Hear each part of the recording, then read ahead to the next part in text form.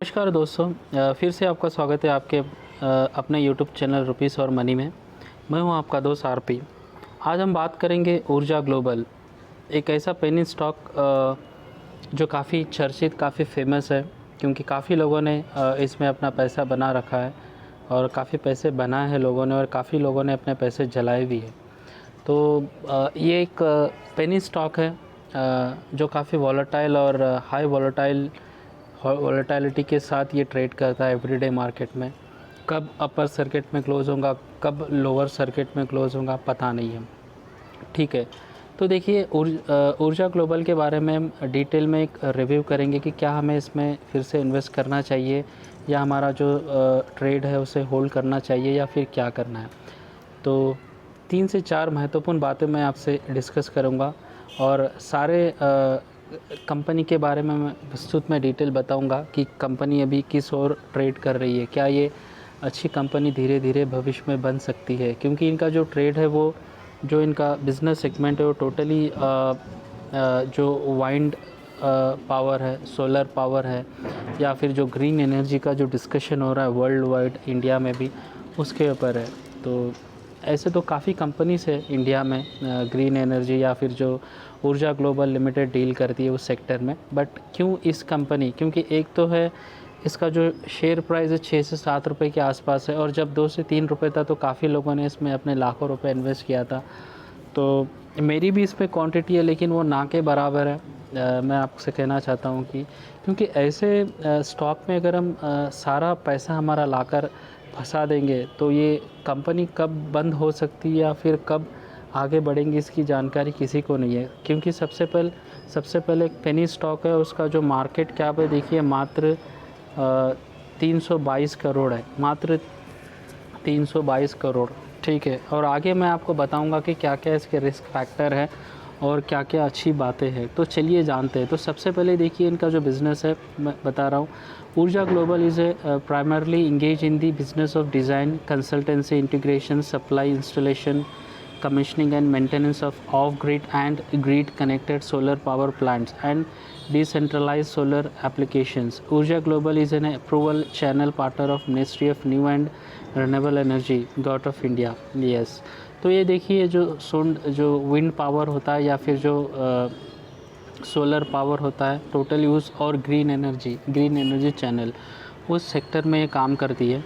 ठीक है, और धीरे धीरे जो सारा वर्ल्ड है वो ग्रीन एनर्जी पे ही फोकस कर रहा है। तो भविष्य में मे बी इस कंपनी के अपार संभावनाएं हम कह सकते हैं, इसे भविष्य सुनहरा कह सकते हैं, लेकिन डिपेंड्स है इनके मैनेजमेंट पे, क्योंकि सबको पता है मैनेजमेंट पे इनकम टैक्स चोरी करने के एलिगेशन ऑलरेडी लग चुके हैं। यस, इनके जो CFO है उनके ऊपर इनकम टैक्स चुराने का एलिगेशन लग चुका है, तो उसे भी हमें ध्यान रखना चाहिए। तो देखिए सबसे महत्वपूर्ण बात है मार्केट कैप देखिए मात्र 3,200 करोड़ का मार्केट कैप है, काफ़ी कम है।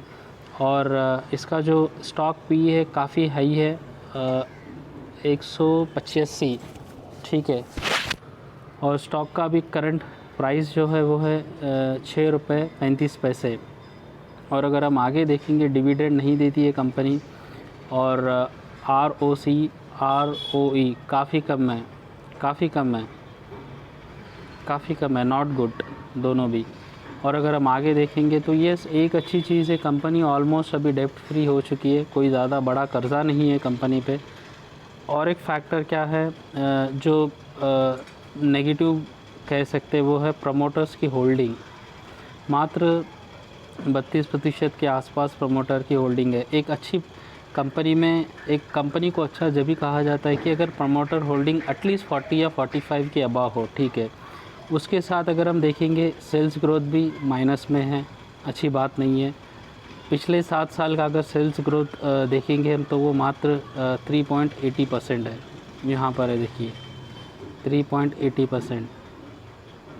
अगर हम रिटर्न्स देखेंगे तो 3 महीने का जो रिटर्न है वो है 6%, नॉट गुड। और अगर हम 6 महीने का रिटर्न देखेंगे -22% है।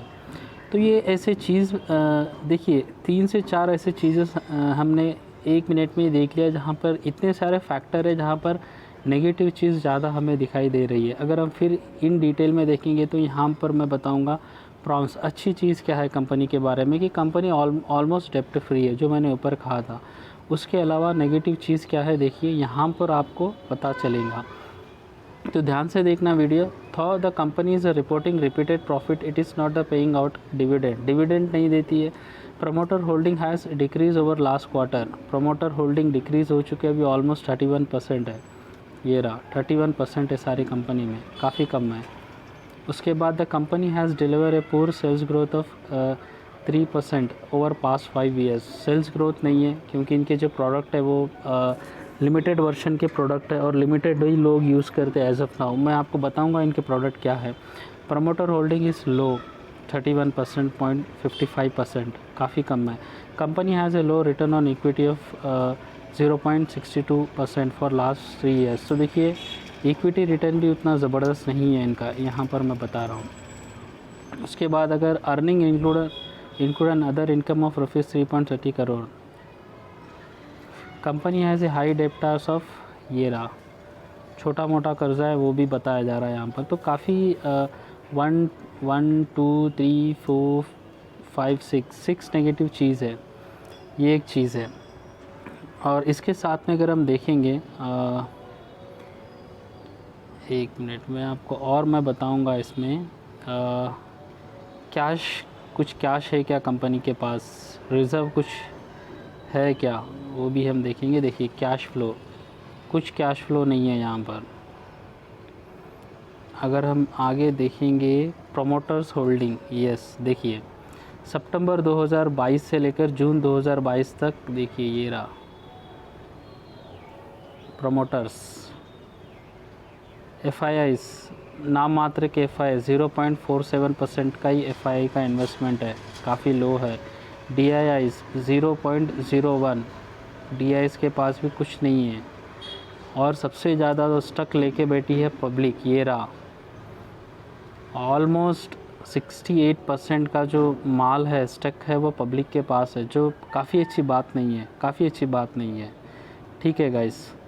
और अगर हम इसके प्रोडक्ट्स देखेंगे, 1 मिनट में आपको बताऊंगा, इनकी वेबसाइट में बताऊंगा इनका प्रोडक्ट्स।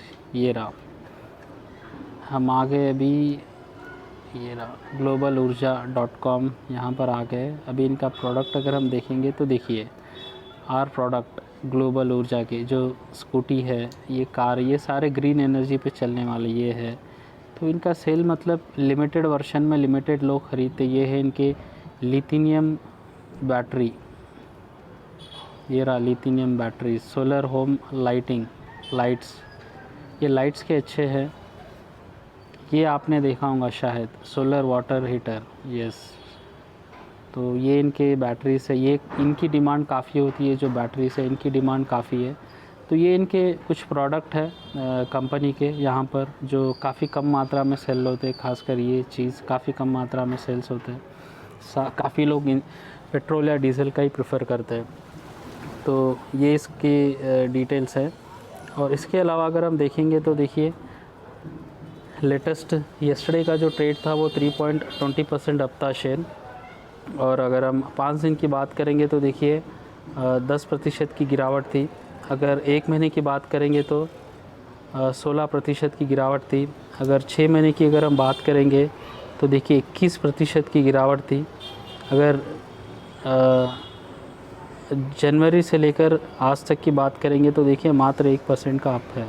और अगर हम 1 ईयर की अगर हम बात करेंगे तो देखिए 145% अप था। तो देखिए पिछले 6 महीने से ये शेयर का परफॉर्मेंस उतना सही नहीं है और ये highly risky, highly volatile share है। तो मैं सभी से विनती करता हूँ कि अगर जिसने भी अगर अपना इन्वेस्टमेंट इसमें, सारा इन्वेस्टमेंट अगर इसमें डाल रखा है, अगर प्रॉफिट में है फिर भी अपने ट्रेड को रिव्यू कीजिए और जल्द से जल्द निकलने की कोशिश कीजिए, क्योंकि ऐसे स्टॉक का कोई भरोसा नहीं होता है। अगर कोई ट्रेडर है या इन्वेस्टर है, नया प्लान कर रहा है, नया कुछ संख्या या कुछ शेयर बाय करने की कोशिश कर रहा है, तो मैं कहूँगा कि ज़्यादा अमाउंट इन्वेस्ट मत कीजिए। कोशिश कीजिए ज़्यादा से ज़्यादा 5,000 से ज़्यादा अमाउंट इसमें इन्वेस्ट मत कीजिए, मैं विनती करता हूँ, क्योंकि ये highly risky, highly volatile share है।